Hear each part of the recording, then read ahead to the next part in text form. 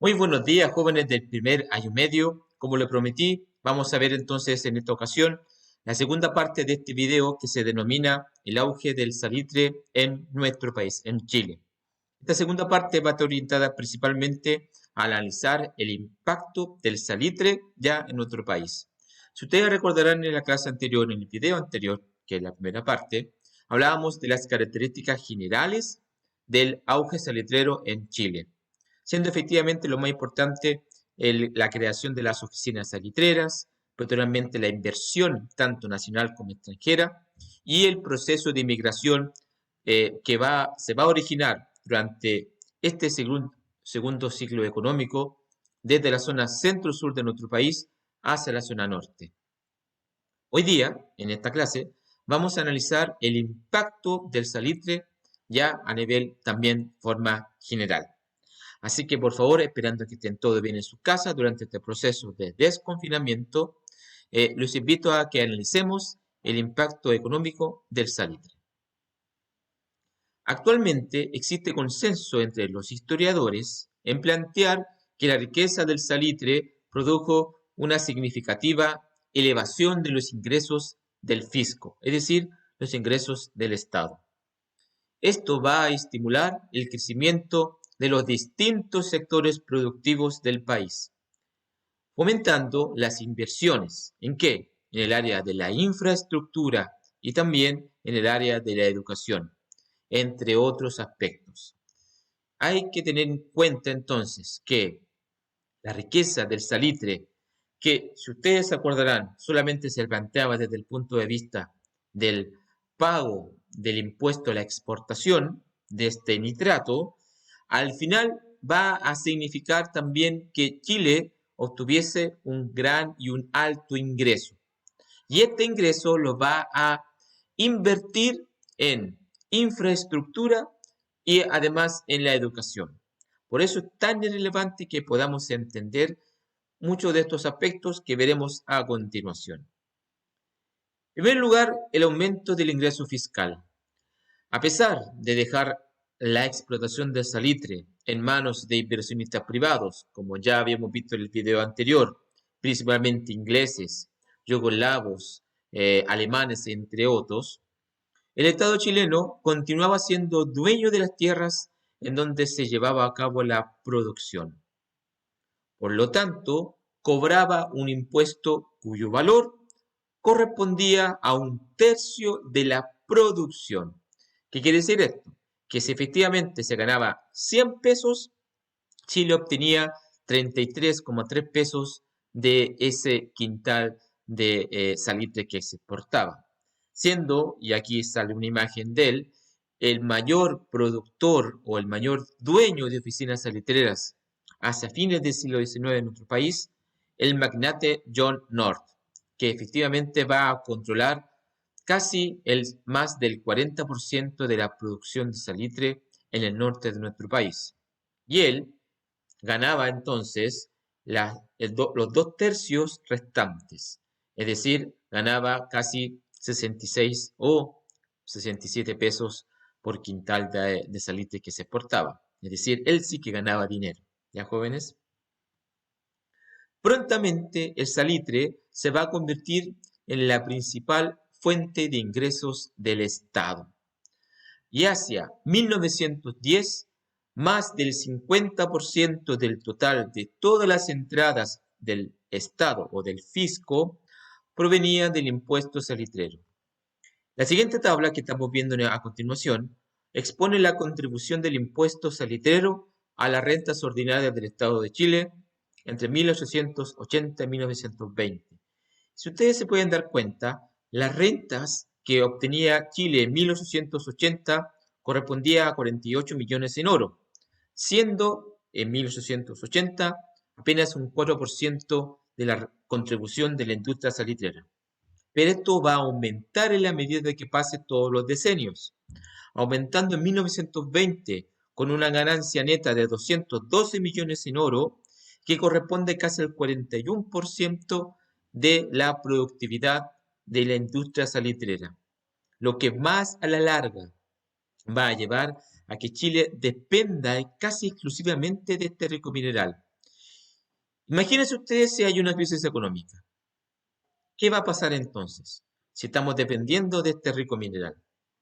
Esto, obviamente, va a llevar a Chile a un proceso de desequilibrio económico o a una, peor todavía, a una crisis económica que lamentablemente va a ocurrir en la década del 30 en nuestro país debido a la caída del precio del salitre en esta época, ¿ya? Y que llega entonces en este preciso momento. Otra característica del impacto del salitre en la economía nacional es el desarrollo de otros sectores productivos. La explotación salitrera va a generar un efecto dinamizador. Yo le digo un efecto, ¿verdad? Dinámico, ¿verdad? Que se explaya, que aumenta una especie de juego de dominó donde cae una pieza y caen las demás. En el conjunto de toda la economía chilena, la que va a permitir la expansión del capitalismo chileno que se venía desarrollando desde mediados del siglo XIX. Este capitalismo que impregnaba a que las empresas tenían que controlar el mercado. Y como positivamente esto estaba realizándose, el capitalismo con el liberalismo como ideología se impulsaba en nuestro país durante todo el siglo XIX. Los sectores que van, o los sectores productivos que van a lograr un mayor impulso gracias a la explotación del salitre, es decir, empresas ajenas un poco al mundo salitrero, que efectivamente van a obtener recursos y productividad debido a la exigencia de esta empresa salitrera, serán las siguientes. En primer lugar, la agricultura y la ganadería. Estos sectores económicos debieron cubrir la creciente demanda de alimentos originada por el desplazamiento de población hacia el norte grande. Lamentablemente el norte grande no está capacitado para poder formar o poder cosechar productos. Obviamente el clima así es.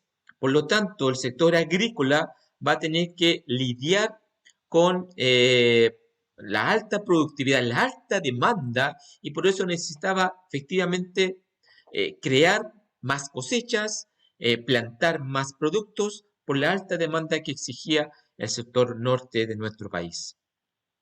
Para dar abasto, se van a incorporar nuevos cultivos y nuevas razas ganaderas. Se van a introducir los bovinos, ¿verdad? Se van a introducir a lo mejor la cebada o un tipo de trigo con mayor capacidad de guarda, entre otros productos más. La papa, ¿verdad? La cebolla, la zanahoria, es decir, y frutas que son muy importantes también para la productividad de nuestro país, serán exportados hacia ese lugar. Y si ustedes se acordarán, cuando hablamos de la extensión o hablamos de la pacificación de la Araucanía, que era una área extensa donde se producía trigo, bueno, el Estado chileno va a intervenir profundamente en esta área donde no se producía cosechas, por eso va a dominar, va a pacificar la Araucanía para obtener esas ricas tierras para el cultivo de cereales, para el cultivo de trigo o de maíz, que era necesario para el sector norte que demandaba estos alimentos.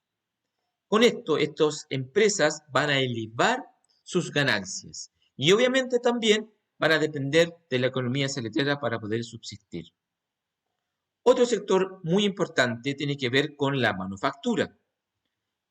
¿Qué es la manufactura? Es la actividad que van a desarrollar efectivamente empresas que van a prestar servicios para poder reparar máquinas, para poder tener herramientas, para poder crear a lo mejor vestimentas, todo lo que tiene que ver con la elaboración de la manufacturera, también se van a necesitar en el norte.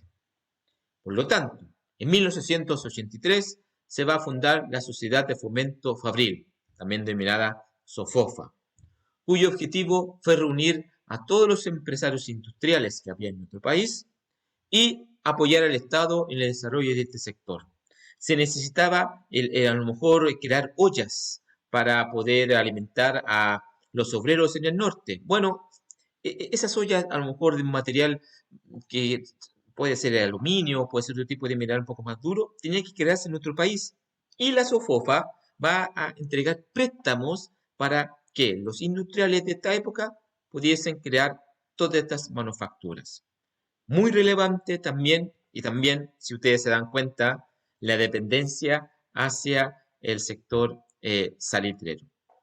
Por último, vamos a ver el comercio, que debido al intercambio comercial, tanto interno como externo, llevó a la creación de nuevas instituciones financieras, como la Bolsa de Comercio de Santiago en 1873, ahí tenemos una imagen, y el Banco de Chile en 1893, que serán instituciones comerciales que van a financiar y que van a apoyar todas las inversiones que se van a hacer en nuestro país y que obviamente van a generar mayor intercambio comercial tanto de dinero como de oro en esta época.